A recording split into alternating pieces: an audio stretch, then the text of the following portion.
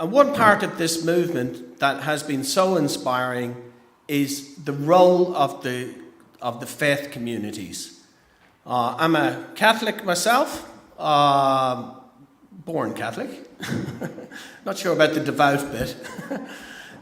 But, you know, to see the Cardinal, to see all the bishops, to see the Anglican bishop, to see the president of the Methodist Church, to see all the different temples and faiths of India speak up about this. This shows you that this has got outside the box of the normal groups that protest about this. This is now a wide body of public opinion in New Zealand that's asking, A, why that this is happening, but B, how do we stop the exploitation of these schools and these workers?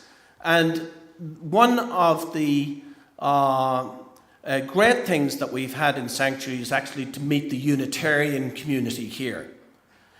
A group of people who believe those principles up there, and most of those are compatible with my Celtic pagan faith, which is my real one.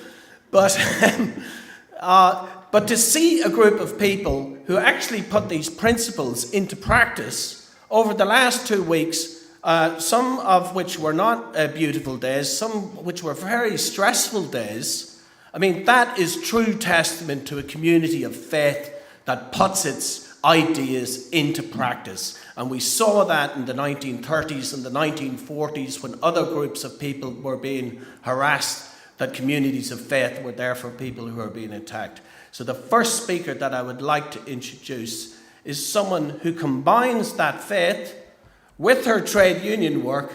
Will you please welcome Rachel Mackintosh, Vice President of the CTU.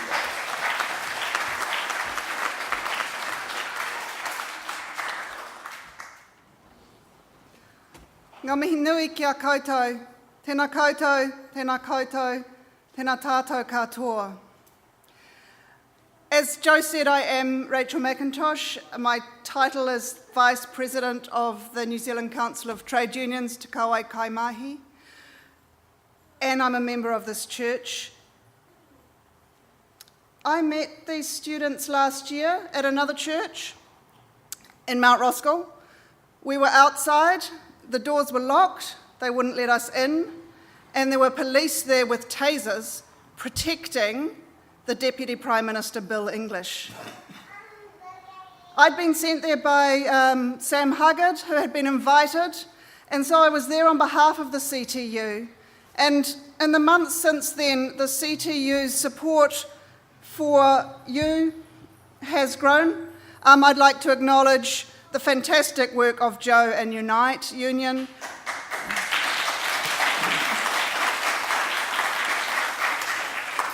I'd also like to acknowledge Unimig, the network of union migrants who have been supporting the students as well, First Union in particular, and E2. I've also had a chance to speak to the Tertiary Education Union. The workers who work in the institutions where these students are poorly unionised. And that is part of the story which Joe told. That union has a stake in this, and that union acknowledges that you are the most vulnerable people in this picture, and they send their support. I've also talked to the PSA, the Public Service Association, whose members work in immigration, and they also recognise that you are the most vulnerable people in this picture. And it's always nice to see Quaish. She brings the energy of children and of future life into our church, which is delightful.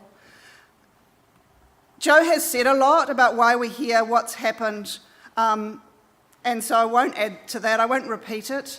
I just really want to say, in those months, you have transformed us as a church, and you have transformed us as a union movement.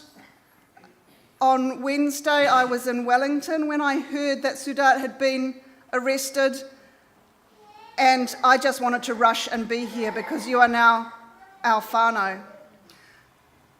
The first day that you were here was Waitangi Day, and you were welcomed here by the head of the Ratana Church, so we did our own immigration service, and you became You became New Zealanders. You became people with a right to be in Aotearoa on that day. And I was proud that day to be part of this community, and I'm still proud. As Joe said, there's a certain amount of hope here, but we also know that you'll be going home, and we will miss you because you are part of us now. And I've often said in union meetings when people have said to me, what's going to happen? Because people always want to know that when they take a risk, and you've taken a huge risk by standing up here, by being public. And I always say I can't predict the future, but I do know that we create the future. So let's create the future together.